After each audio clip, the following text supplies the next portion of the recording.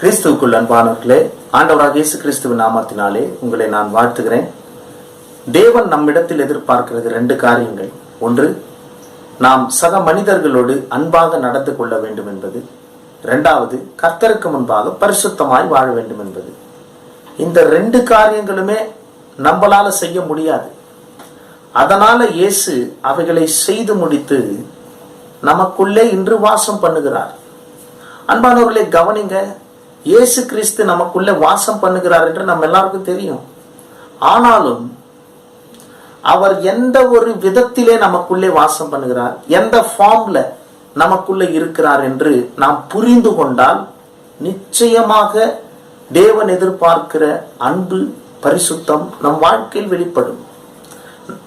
யாரோடு நாம் சிநேகமாயிருப்போமோ அவர்களுடைய பழக்க வழக்கங்கள், அவருடைய பாடி லாங்குவேஜ் அப்படியே நமக்கும் தொத்திக்கும். அதே போலதான் இயேசு நமக்குள்ள வாசம் பண்ணுகிறார். எப்படி பாருங்கள், யோவான் 1:14 அவர் கிருபையினாலும் சத்தியத்தினாலும் நிறைந்தவராய் நமக்குள்ளே வாசம் பண்ணினார்.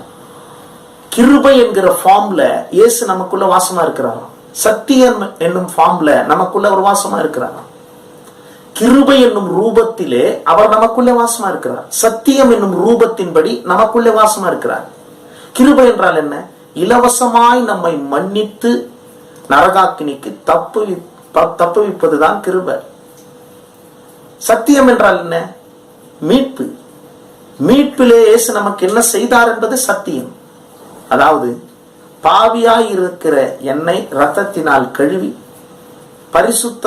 பரிசுத்தவானாகவும் நீதிமானாகவும் மாற்றி இருக்கிறார் என்பதுதான் சத்தியம்.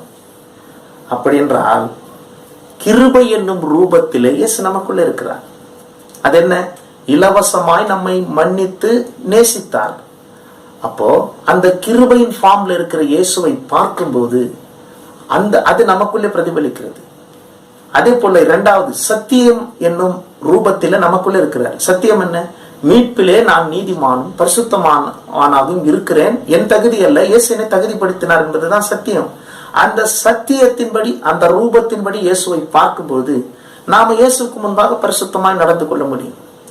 அன்பானவர்களே, இங்க கீழே அதே வசனத்துல கீழே பார்க்கிறோம், இயேசுவினுடைய மகிமையை கண்டோம், அது பிதாவுக்கு ஒரே பேரானவருடைய மகிமை. அப்படின்னா மகிமை என்றால் பர்சனாலிட்டி. இயேசுவின் பர்சனாலிட்டிய யோவான் பார்த்தாராம். அது எப்படிப்பட்ட பர்சனாலிட்டி, எப்படிப்பட்ட ஒரு ரூபமா இருந்துச்சான் தெரியுமா? தேவனுடைய சாயலா இருந்துச்சான், தேவனுக்கு ஒத்த மகிமையா இருந்துச்சான். அப்படின்னா ரியல் நேச்சர் அப்படின்னு அர்த்தம். கர்த்தருடைய உண்மைத்தன்மை அப்படியே இயேசுவில காணப்பட்டதாம். அப்ப அந்த இயேசு நமக்குள்ள வாசம் பண்ணினா அவருடைய அன்பு நமக்குள்ள அப்படியே இருக்கும். அந்த மகிமையை நான் கண்டேன் என்று யோவான் சொல்லுகிறார்.